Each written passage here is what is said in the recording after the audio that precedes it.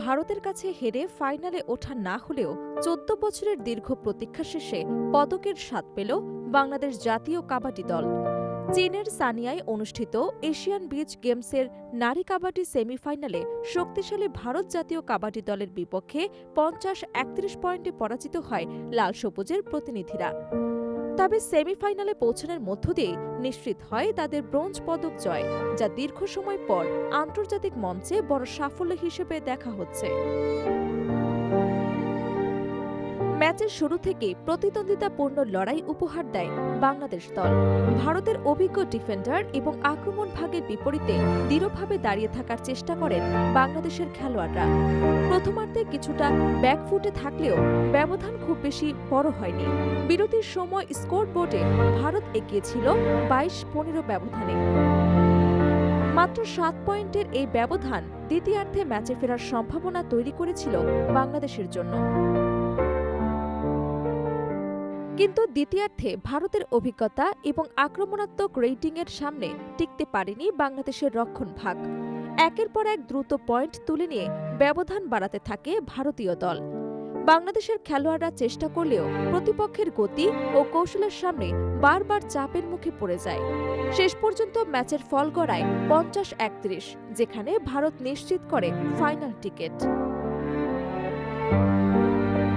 তবে এই পরাজয়েও বাংলাদেশের জন্য এসেছে বড় অর্জন। প্রায় ১৪ বছর পর এশিয়ান বিচ গেমস থেকে কাবাডিতে পদক ঘরে তুলেছে দলটি। সর্বশেষ ২০১২ সালের পর এই আসরে কাবাডি ইভেন্টে কোনো পদক জিততে পারেননি বাংলাদেশ। গত ২ আসরে অংশ নিয়েও পদকের দেখা পায়নি তারা। এবারের আসরে কাবাডি ইভেন্ট ফেরার সুযোগ তৈরি হয়, আর সেই সুযোগকে কাজে লাগিয়ে ইতিহাসে নাম লেখায় বাংলাদেশ নারী দল। নকআউট পর্বে জায়গা করে নেওয়ার মাধ্যমে বাংলাদেশের পদক নিশ্চিত হয়ে যায়।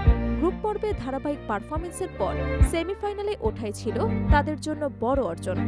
বিশেষ করে তরুণ এবং তুলনামূলক কম অভিজ্ঞ খেলোয়াড়দের নিয়ে করা এই দলটি যেভাবে প্রতিদ্বন্দ্বিতা করেছে তা ভবিষ্যতের জন্য আশাব্যঞ্জক বলে মনে করছেন ক্রীড়া বিশ্লেষকরা। খেলোয়াড়দের লড়াইয়ের মানসিকতা ও ধৈর্য পুরো টুর্নামেন্ট জুড়েই আলোচনায় ছিল। চাপের মুহূর্তেও তারা ম্যাচ ধরে রাখার চেষ্টা করেছে এবং প্রতিপক্ষকে সহজে ছাড় দেয়নি। যদিও ফাইনালে ওঠা হয়নি, তবু এই পারফরমেন্সকে অনেকেই একটি নতুন সূচনা হিসেবে দেখছেন।